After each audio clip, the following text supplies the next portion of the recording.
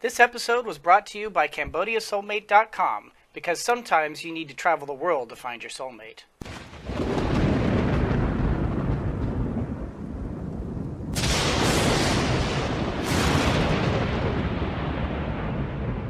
And then we hit the water, and I slipped into glorious, terror-free unconsciousness. Well, that's not good. Oh no! I awoke, and I had not drowned, which was more than I expected. My head was upon Monsieur Fogg's lap. The emergency protocols have activated, and we have been sealed into the bridge, he informed me in lieu of a greeting. I calculated my injuries from a prone position, feeling quite knocked about, but relatively well, considering this whole accursed I had nearly been shot. Actually been blown up, and then had fallen into the ocean. You cracked your skull, my master declared. This is not the first time you have awoken. Every time you sit up, I explain matters, and then you swoon once more.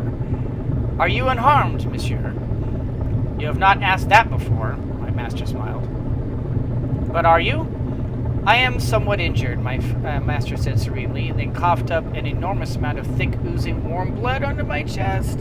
I tried to sit up, only for Monsieur Fogg to slump heavily against me. His brow felt clammy and fevered. We have a much larger problem than our injuries, Passepartout. His voice was uncharacteristically raspy. What is that? Fearful, the answer. In response, Monsieur Fogg tipped my head up a little. I saw the heavy glass windows of the bridge. Instead of pale blue sky and clouds, I saw only dark water pitted by air bubbles rushing away.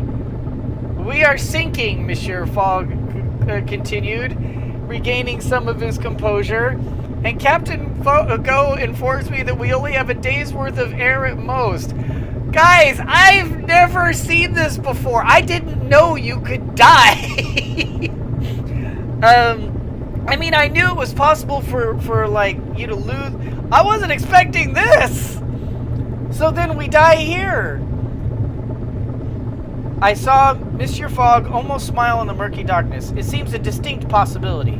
We sat together in the dark for an hour or more without saying another word.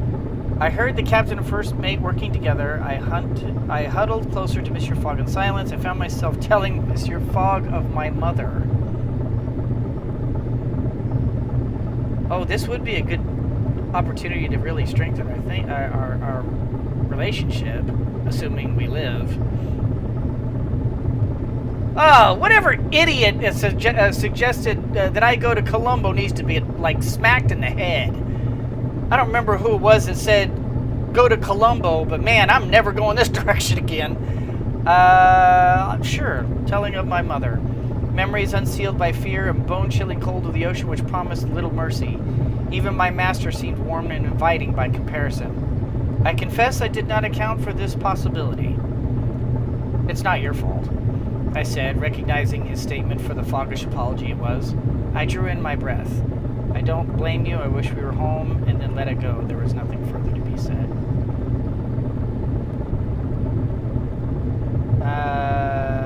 It's not your fault.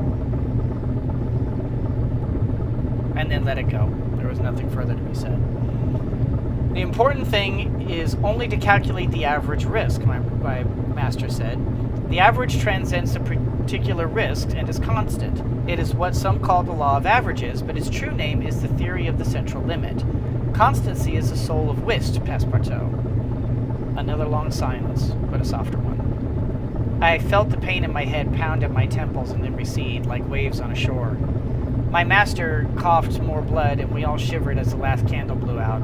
Someone wept, but I did not. Why did you take the wager? Are you content with your life, monsieur? Never thought of my life in terms of contentment, he replied, as though the words were strange to him. I shall have to consider the notion. And later, much later, after the hull began to shriek and the air grew thin, I heard my master say, perhaps given our circumstances, you should call me Phileas, before I fell into an uneasy, delirious sleep. So...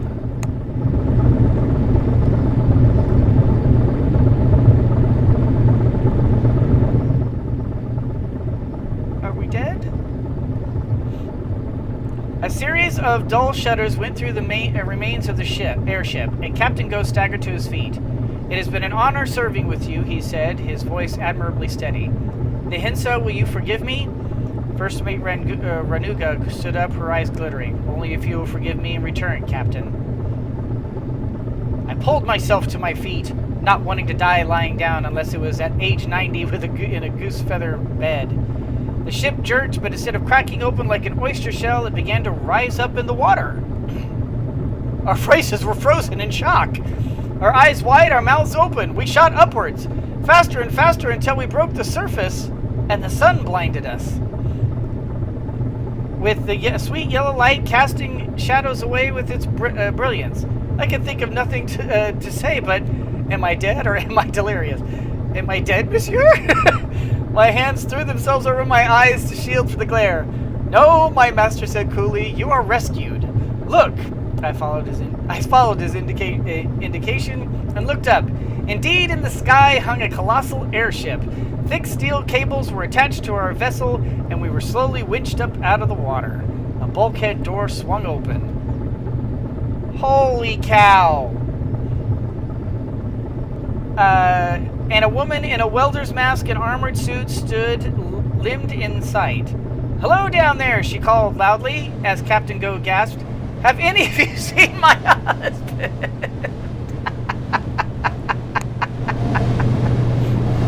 Hey! Get back into health there, dude. You're about to die. Madame Go, the banker, proved to be an excellent rescuer. She retrieved our bags, provided us with vast quantities of stew, and had thought to bring a team of doctors. Captain Go trailed around behind her, looking, if possible, even more love-struck than before. I spoke with Captain Go. Good. We can afford to... I made my peace with Nehinsa, she said. I won't sell the ship. Madame Go looked irritated. We can afford to keep it. You should have said something before your first mate and best friend tried to shoot you. Master Fogg... oh, sorry, guys. All this talking is starting to mess with my voice. I have gone straight through. I have not stopped.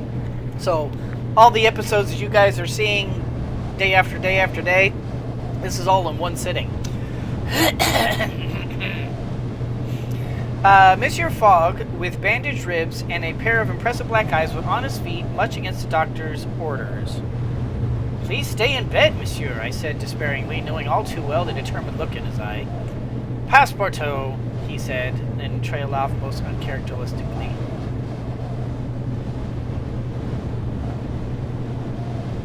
I said nothing. Thank you, he said briskly, and then opened up his ledger. Now leave me in peace until we reach Singapore. From here on, his eyes flashed, I'm going to ensure all of the possibilities. Strengthen slightly. We may have to stay in Singapore for a little while here. Okay, market. Wow, all of a sudden that got really loud. Alright, scented candle. If we can get to home.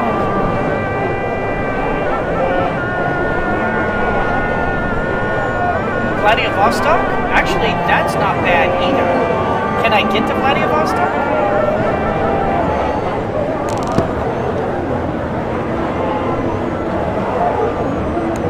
Explore. Singapore was a British colonial port, peopled largely by Chinese, Malays, and Indians, and fueled by rubber exports and opium wealth pouring into the new banks. I walked along the harbor front and spied brightly painted airships and well-rigged boats heading for distant ports. I inquired about vessels headed for Manila. And one of the Malay sailors pointed me in the direction of a little steam yacht. She goes to Manila, he said, and then cocked his head. Are you a Spaniard? I am French, monsieur. At least you perceive I am not English. I'm French. Truly, I was growing tired of being so thoroughly misidentified.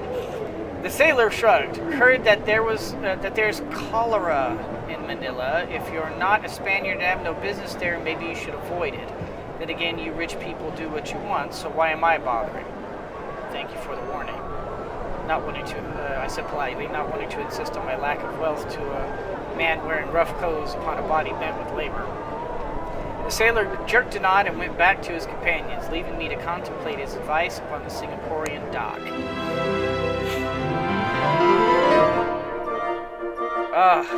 Thank goodness. I have wasted so much time. Okay, so.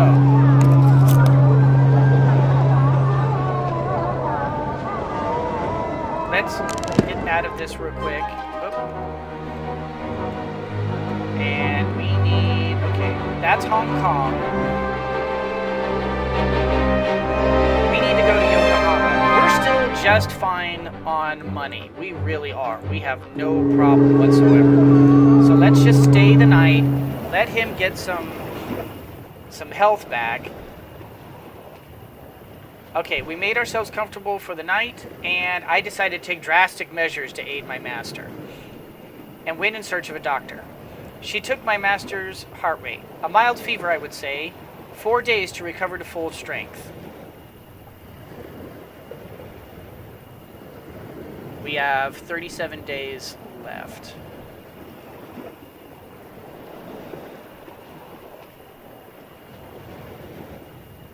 It was too long.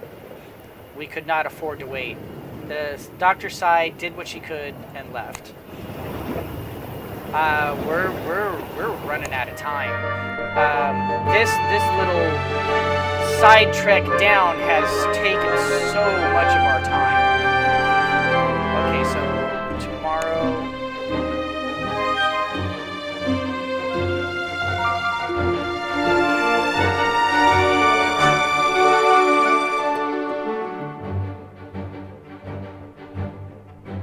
I could either leave today at 10 o'clock or tomorrow at 10. Tomorrow at 10. We can at least give him a day and let him stay for another hotel. Ugh. So bad. With what remained of the day, I attended to Monsieur Fogg.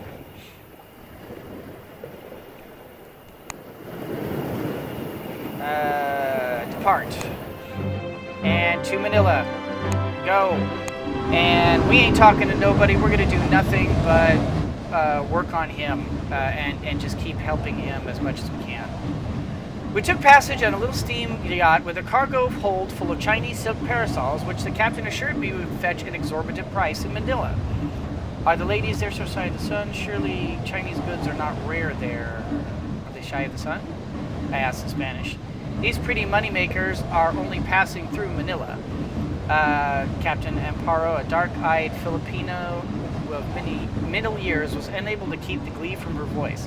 I will sell them to a trader for shipment to Acapulco, where the Mexican ladies will pay all their pin money for a month just for just one gaudy parasol. Will you keep one for yourself? I could not resist asking. Me? She looked astonished. What use would I have for such a frippery? I regarded her sensible attire and short hair.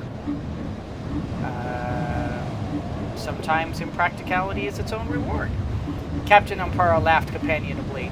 It is a skill I have never possessed nor desired to. I slept well that night aboard the steam yacht, secure in the knowledge that it was being steered by the captain's steady hands. Fogg, we have to keep increasing his health. We had some ill winds in the morning, but Captain Amparo kept the crew calm and focused, shouting orders at them in a language I did not know. Tagalog, perhaps, was as it is widely spoken in the Philippines. We merely bobbed about a little. Until the weather settled, but the worst injury was some seawater clogging my shoes. We will not be delayed, Captain Amparo assured me, perhaps mistaking the cause of my obvious melancholy.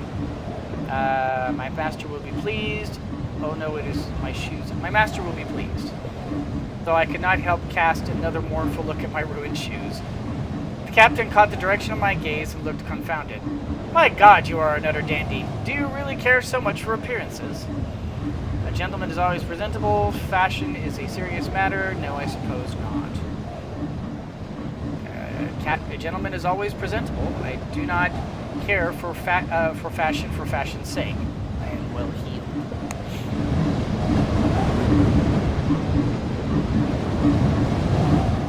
Captain Amparo had taken to regarding me as though I were the oddest creature to ever take passage aboard her vessel, and she still looked thunderstruck when we reached our destination. Good luck in Manila, she said, tossing one of the parasols into my outstretched hand. They will hardly know what to make of you. And we might be going to Acapulco.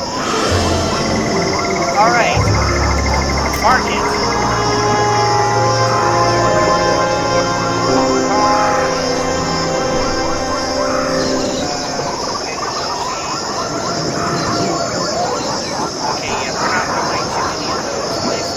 Might go to Hong Kong, depending. I don't think I'm going to Rangoon.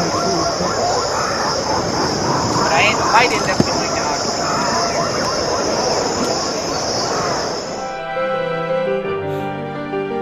Ooh.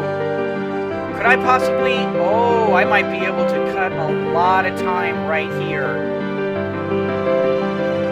Oh, Manila to Honolulu. Oh, that's a real possibility. We arrived at the Spanish-governed capital of Manila at a most inopportune time. The city had recently suffered the depredations of a major typhoon, and the efforts at rebuilding had been stalled by an outbreak of the dreaded cholera morbus. Images of sailors originated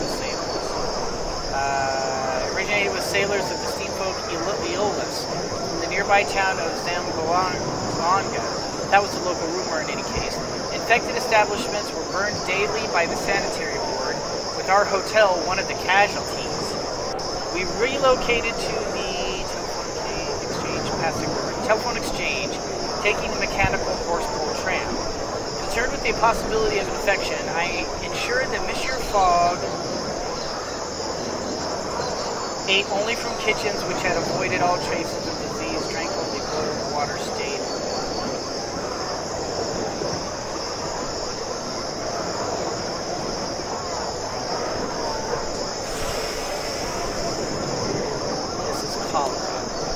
Cholera is passed by what? Mosquitoes? Standing water? Ate only from kitchens which avoided all traces of disease. From our window, I could see carts piled high with the dead being taken to the mountain to be burned rather than... Okay. I went to the local telegraph office and sent a message to Dear Mama, full of earnest declarations, full of filial adoration. I will not tell you if it's particulars, but I am not ashamed to admit their sentimentality. I made my way back to Monsieur Fogg under the fragrant coconut oil lamps, eager to part from the city riven by sickness and death.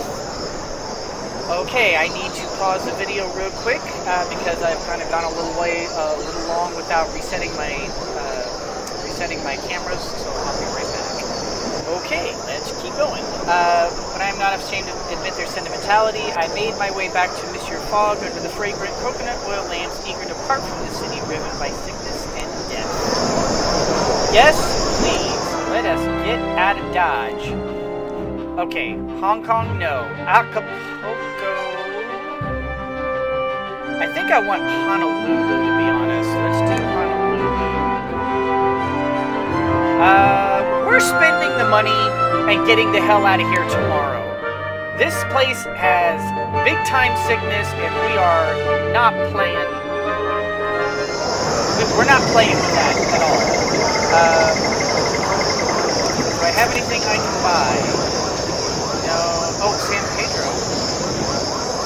San Pedro is in the States. Houston.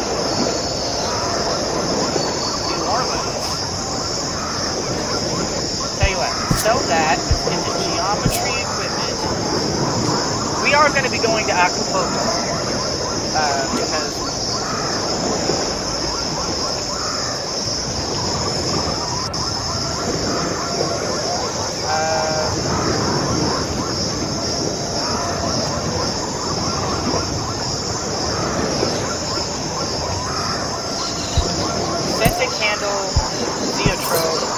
I might end up regretting getting all these, but they don't cost much, so it's not a big deal. Hotel, come on, baby, get back some of your health. As night fell, I attended to Monsieur Fogg. Please keep on getting some health back, and let us get out of here. Honolulu, go. Holy cow.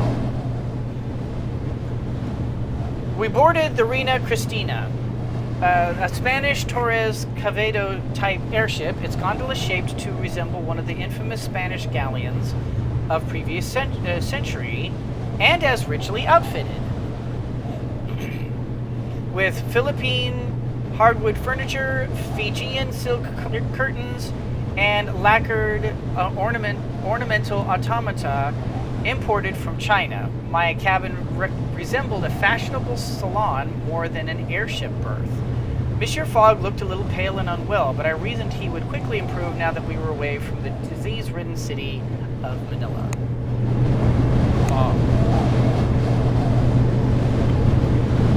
You don't need to talk to people, doggone it. Our journey to Honolulu would take 4 days. The airship would refuel and go on without us. From there, we had other plans. Ooh, he's losing so much health.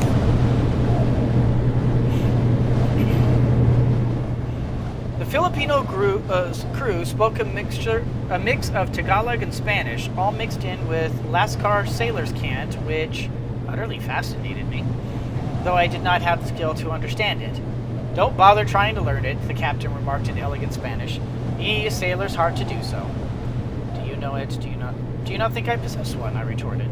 I would never dare presume, monsieur.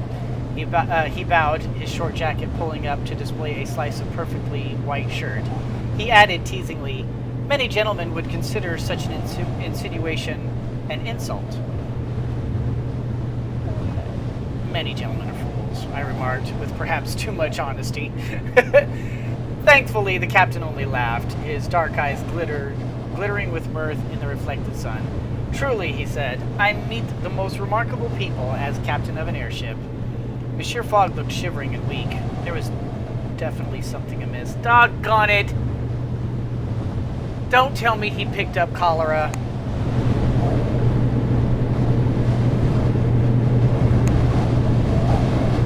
Greetings, first mate. Honolulu.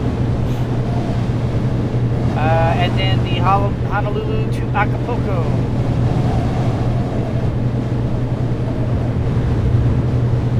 Okay,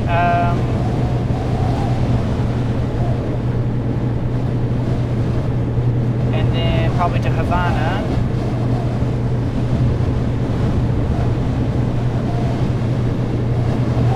I don't know.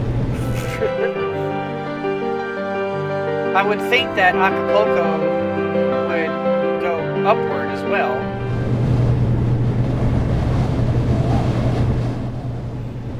A portrait of King Amadeo I hung in one of the relatively unused corridors of the gondola, from which I survived. The captain was only indifferently devoted to his monarch, which I was exploring in hope of finding a secret or two.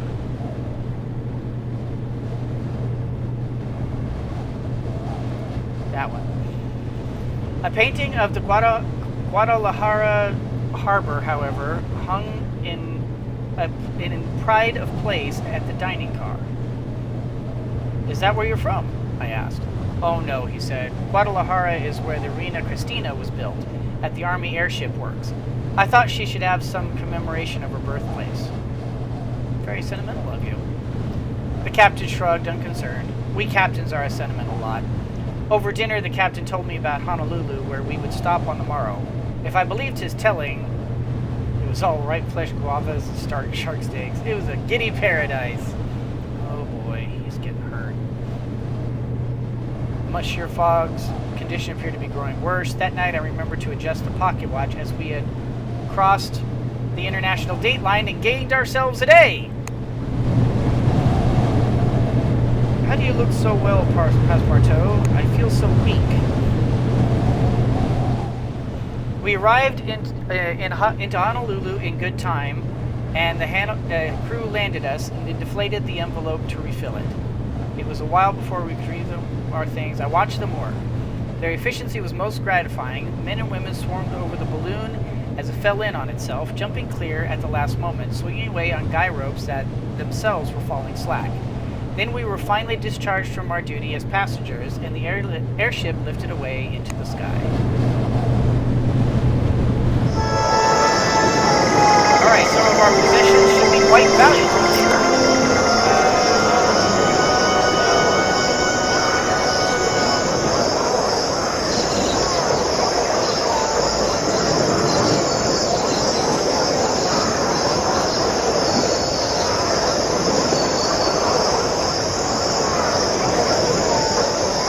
Well, I really don't have any more, unless I just start getting rid of some of this stuff. And I don't think I want to. Let's explore. New routes discovered.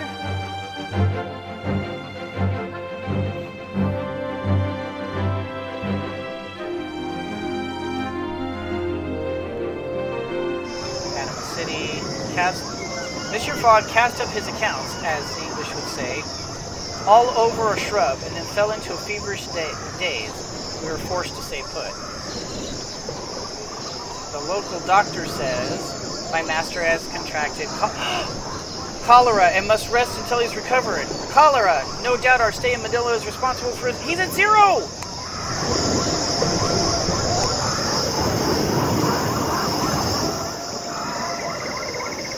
My master cannot seem to keep down a bite of food or a sip of water. He bears it all with uncomplaining silence, even as he vomits, but I will not record the detail of the suffering here.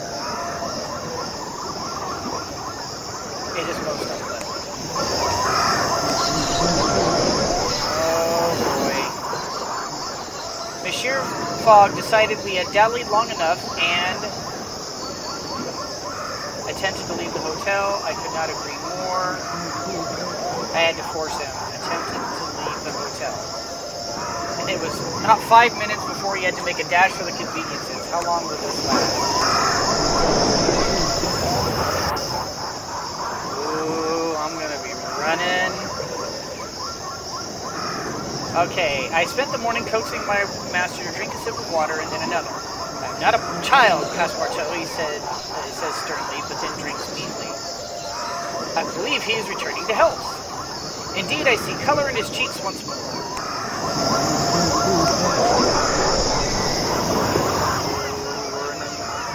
Fever broke this morning. He has lost a good deal of weight. I could almost embrace him. He's still unsteady. I have to be more careful with his health in the future. Thank you for your tending, Passepartout, he said simply, adjusting his cravat. Now it is past time we left this place. Don't you agree?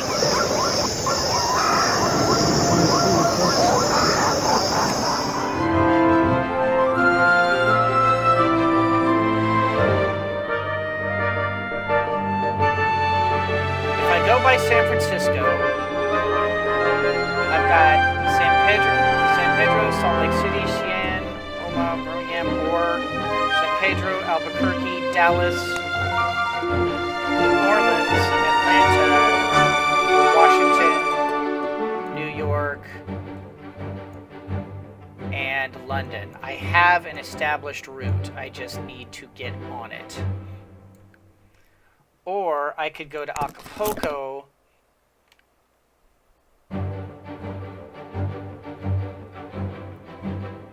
and make some money and potentially go from Acapulco to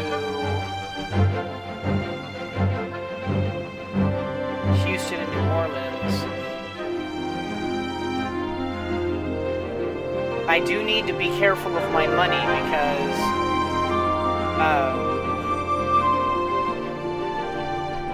the money it costs to go from New York to London is pretty heavy.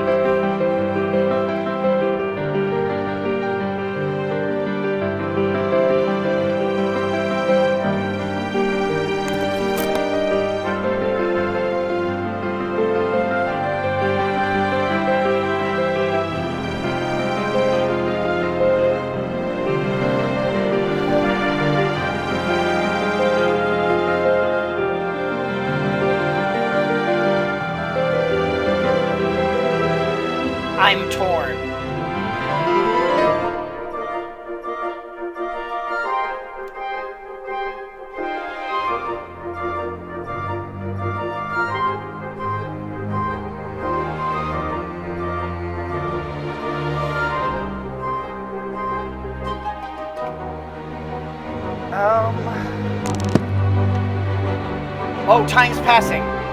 Okay. I guess our decision's made up for us. Or actually, he's still messed up and he'll die on the trip. No. You know what? We're staying another night. Before turning in for the night, I decided to take drastic measures to aid my master. I engaged him with a compliment. Let's see if we can get 3 days to recover full strength. That will put us at 56 days.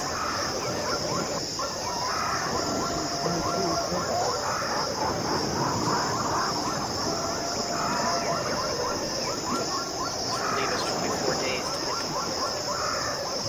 There's no alternative. He's going to die on the trip.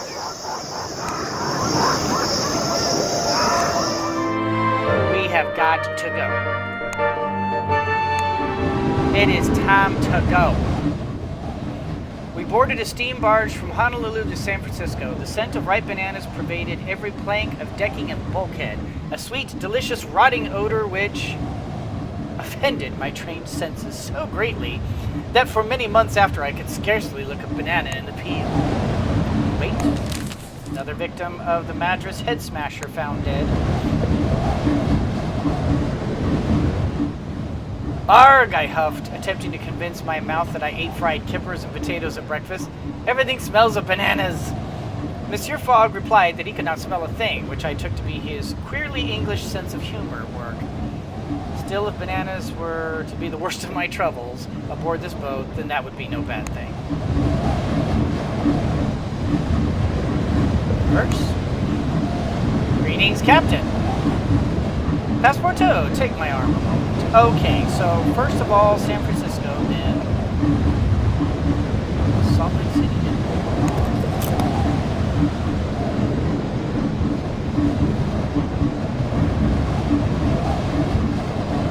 Salt Lake City and Omaha, in case we can sell that there.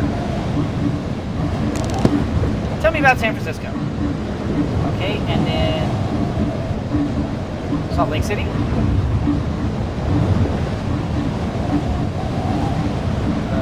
Okay, Omaha.